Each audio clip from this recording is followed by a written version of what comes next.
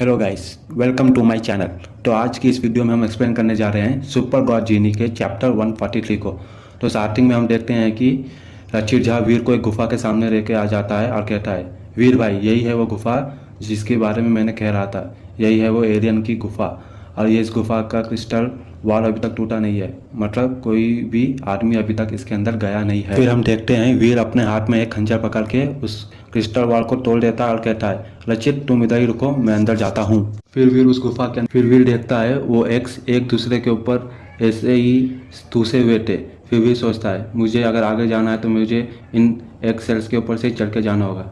फिर वीर उन x sales के ऊपर से चढ़ के जा रहा होता है, लेकिन पता नहीं क्यों वीर को कुछ अनकंफर्टेबल जैसा फील हो रहा था, जैसे कि कुछ बुरा होने वाला है। तभी वीर देखता है कि उसके 30 फीट की दूरी से पे एक एग फट जाता है और उस एग में से एक 2 सिंग वाला उड़ने वाला ड्रैगन बाहर आ जाता है। और वो ड्रैगन जैसे ही बाहर आता है, वीर को देख के उसके ऊपर घुराते हुए वीर के ऊपर हमला करने आ जाता है। वीर देखता है उस ड्रैगन को अपने ऊपर आते हुए देखकर वीर जल्दी से पीछे घूम के उस गुफा से बाहर निकलने के लिए भागने लग जाता है। आखिर अभी तक वीर उस एलियन से डरा नहीं था, पर उस एलियन की स्पीड को जज करते हुए वीर सोचता है उस एलियन का फिटनेस लेवल कम से कम 100 होगा, वो एक सीक्रेट बेल्ट एलियन ही है। इसी चीज़ को सोचते हुए वीर और तेज़ी से भागने लग जाता है। वीर को इस बात की खुशी थी कि वीर को उस एलियन का सामना बहुत ही नज़दीक में करना पड़ा। अगर वीर गुफा के बहुत ही गहराइयों में पहुंच जाता और तब उस एलियन का सामना करना होता, तब वीर सोचता कि वो कभी जिंदा ही लौट नहीं पाता उस गुफा से। लेकिन वीर कुछ ही स्टेप्स भागा था, तब ड्रैगन जैसे दिखने वाला वो एलियन वीर के एकदम करीब पहुंच जाता है और फिर अग्रही पर मार्बल के पिलर जितना स्ट्रांग उसका हाथ तेजी से वीर के पीठ की तरफ बढ़ने लग जाता है। ड्रैगन जैसे दिखने वाले एलियन का नाखून आधे सेंटीमीटर से भी ज्यादा था। अगर उस नाखून से किसी जेट स्टील की बॉडी पे भी हमला किया जाए तो वो जेट स्टील की बॉडी भी टूट जाएगी। वीर अपने पीछे ही उस ड्रैगन जैसे दिखने वाले एलियन को फील करते ही बिना पीछे पलटे अपनी बॉडी को सांप की तरह मूव करते हुए उस ड्रैगन जिसने वाले एलियन की हमले से बचने है। सांप की तरह मूव करते हुए उस ड्रैगन के पंजों से बचता हुआ वीर आगे की तरफ भागता रहता है। वीर उस एलियन के वार से बचाने के बाद ट्विस्टेड टर्न में भागने लग जाता है। वहीं दूसरी तरफ वो ड्रैगन अपने पंखों को फैलाते हुए वीर की तरफ बढ़ने लग जाता है। वीर की नज़र एंट्रेंस की डायरेक्शन पर पलटी है और वीर देखता है कि रचित झा खरगोश की तरह वहां से भाग चुका है। वीर के ऊपर कई वार करने के बाद भी वो ड्रैगन जैसा एलियन फेल होते हुए सोचता है। फिर वो एलियन वीर के ऊपर बहुत ही तेजी से हमला करने लग जाता है और वीर उस हमले को फील करते हुए सोचता है मैं इस बार नहीं बच पाऊंगा। वीर फिर जेट स्किन और माइक्रो क्रिस्टल की मदद से अपने हाथ को क्रिस्टल जैसा बना लेता है और उस एलियन के पंजों से बचने की कोशिश करता है। फिर जैसे ही उस एलियन और वीर के हाथ एक दूसरे से अटैच होते हैं, फिर जैसे ही उन दोनों के हाथ आपस में टकराते हैं, वीर किसी सांप की तरह उस सिल्वर रंग के ड्रैगन जैसे दिखने वाले एलियन के मोटे हाथ पर लपेटता है और उसकी बॉडी पर फिसलने लगता है।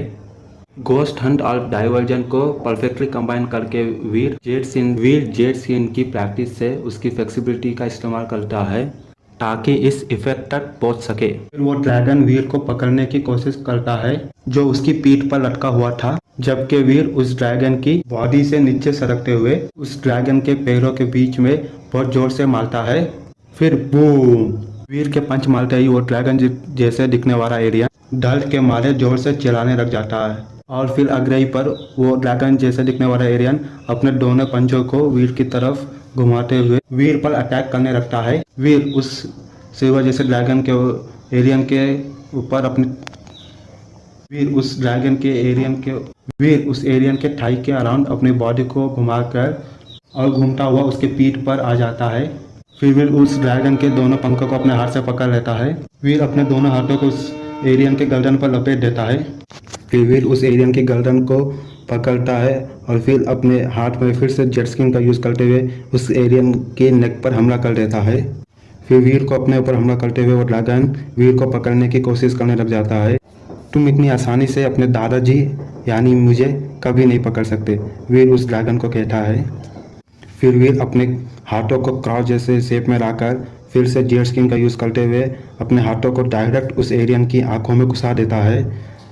लेकिन जैसे ही वीर उस एलियन के आंखों में अपना हाथ घुसाता है, वीर देखता है कि उस एलियन की आंखें भी मेटल जितनी स्ट्रांग है। वीर कहता है मैं अपनी लिमिट पे आ चुका हूँ, मुझे जल्दी से इस गुफा से बाहर निकलने का कोई ना कोई रास्ता ढूंढना होगा। वीर का हमला नाकाम होते हुए देखकर वो ड्रैगन जैसा एलियन अपने हाथों को वीर की पीठ की तरफ घुमाता है, जिससे वीर के पीठ पर एक कट हो जाता है। फिर वीर कहता है ऐसा चलता रहा तो मैं मारा जाऊंगा, मैं अपनी लिमिट पर आ चुका हूँ, मुझे इस गुफा से निकलने का कोई ना कोई रास्ता जल्दी खोजना होगा। फिर वीर देखता है वो एलियन एक और बार वीर के ऊपर हमला करने जा रहा रहता है। फिर वीर उस ड्रैगन जैसे दिखने वाले एलियन के पीठ के ऊपर से कूद जाता है और वो एलियन का पंजा जाके उसी के चेहरे पर हमला कर देता है, जिससे उस एलियन के चेहरे से खून निकल जाता है। और वीर कहता है यही सबसे अच्छा टाइम है, यही सबसे अच्छा टाइम है यहाँ से भाग निकलने का। फिर वीर जल्दी से वहाँ से भाग के उस गुफा के बाहर निकल जाता है और वीर देखता है कि रचित झा उधर ही है। फिर रचित झा कहता है वीर भाई क्या तुम ठीक हो? वीर कहता है मैं उस एलियन को मार नहीं सकता, वो एक सीक्रेट बर्ड एलियन है, मैं अभी उतना स्ट्रांग नहीं हूँ। चलो अभी के लिए इस नेस्ट को हाई छोड़ते हैं और यहाँ से चलते हैं। फिर वीर और रचित उस एलियन नेस्ट को छोड़कर उस गुफा से बाहर निकल जाते हैं। ऐसा नहीं था कि वीर को रचित झा की बातों पर यकीन था, लेकिन वीर रचित झा को अपने पास ही रखना चाहता था कुछ समय के लिए, क्योंकि भले ही वीर को रचित झा से ट्रेडिंग क्राउड के बारे में पता चल गया था, पर वीर बटलास की 7 ट्विस्ट भी चाहता था और वीर उस मौके की तलाश में था जब वो रचित झा से 7 ट्विस्ट वाली हाइपरजीनाट रह सके। और वीर ये भी चाहता था कि वो कुछ ना कुछ इंस्पेक्टर हैजा के बारे में भी जान सके उस भटला फैमिली से। तो यही वजह थी वीर ने रचित झा को गॉडेस आर्मी ज्वाइन करने की परमिशन दे दी थी। नेस्ट से निकलने और रचित झा को गॉडेस आर्मी ज्वाइन करने के बाद वीर फिर से टेलीपोर्ट होके वापस मिलिट्री एकेडमी चले जाता है। फिर वीर सपने लौट जाने के बाद अपना टास्क को ख़त्म करता है और फिर वीर अपना शेड्यूल चेक करता है। अपना फ्यूचर शेड्यूल देखने के बाद वीर को पता चलता है उसे 2 दिनों से खाना प्रिपेयर करना है। वीर का दोस्त कहता है हम सोल्जर्स को बस 3 से 4 टाइप का खाना मिलता है और बस फुल्ली न्यूट्रिएंट सोल्यूशन मिलता है, और क्यूएस स्कॉलर्स एक्सपर्ट्स लोग 3 डिफरेंट डिशेस खा सकते हैं और सूप पी सकते हैं हर दिन, वो भी। फिर उसमें से एक आदमी कहता है क्योंकि उन लोग के पास बहुत सारी नॉलेज है और उन्होंने बहुत सारे अच्छे काम किए हैं जिससे हमारी देश की तरक्की हो रही है, इसलिए समझे। लेकिन वीर तो अच्छा कुक था नहीं, इसलिए वीर रॉ मटेरियल्स को ट्रांसफ़र कर रहा था। तभी एक आदमी कहता है तुम वीर राजा हो ना, मैंने सुना है तुमने स्प्रिंट को लेवल 10 में पास किया है। एक्सपेक्ट पैनल का एक कम उम्र का सोल्जर वीर से खाना लेते हुए वीर से पूछता है। वीर कहता है मैंने स्प्रिंट को पहले भी देखा था, इसलिए मैं उससे आसानी से पार कर सकता था। फिर वो रिसर्चर कहता है तुम बेरगांव एकेडमी से पास हुए हो ना? वीर कहता है हाँ। फिर वो कम उम्र का रिसर्चर कहता है इतना भी बुरा नहीं है, जब मैं सेंट्रल मिलिट्री एकेडमी में था तब बेरगांव मिलिट्री एकेडमी टॉप 100 में आती थी। अभी उसका क्या हाल है? अभी भी वो टॉप 100 में है कि उसके भी नीचे चली जा चुकी है।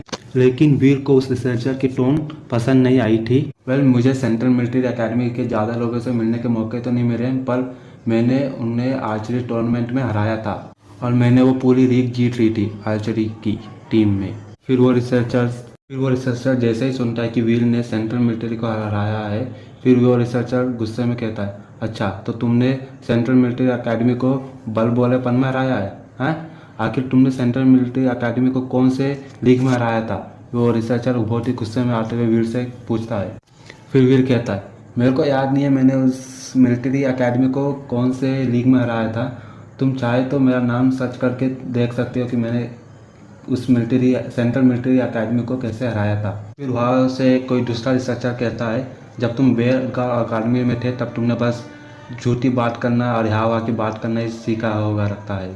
फिर वो कम उम्र वाला रिसर्चर वीर को कहता है मुझे लगता है तुम्हें कुकिंग क्लास की जगह बलबोलेपन की क्लास में शामिल करना चाहिए था। फिर वीर हंसते हुए कहता है ओह आई एम सॉरी, मुझे इस बात का आइडिया नहीं था कि सेंट्रल मिलिट्री एकेडमी इतनी बड़ी चीज़ है। अनफॉर्चुनेटली मैं ऑलरेडी ग्रेजुएट हो चुका हूँ, इसलिए मैं अब गेम्स में पार्टिसिपेट नहीं कर सकता, वरना अगर मुझे पता होता सेंट्रल मिलिट्री एकेडमी इतनी बड़ी चीज़ है और अगर मैं गेम्स में पार्टिसिपेट कर पाता मैं उन लोगों के साथ थोड़ा लीरियंट होता ताकि सेंट्रल मिलिट्री एकेडमी की इमेज थोड़ी लीरियंट हो पाती, ताकि सेंट्रल मिलिट्री एकेडमी की इमेज बेहतर हो पाती। और वीर को इतना कहते ही वहाँ पर बहुत सारे रिसर्चर्स हैरान हो जाते हैं और वीर को देखने लगते हैं।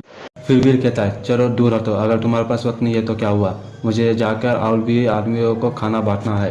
फिर वो कम उम्र का रिसर्चर चले जाता है और कहता है एक प्रोफेसर से प्रोफेसर ली आप भी यहाँ पर है जो इंटरनेट का इस्तेमाल कर सकते हैं, क्या आप देख के बोल सकते हैं कि उस वीर ने जो भी कहा था वो सच था कि झूठ, और इसी से इस चैप्टर का एंड होता है। प्लीज़ ऐसे ही और वीडियोस देखने के लिए हमारे चैनल को सब्सक्राइब करें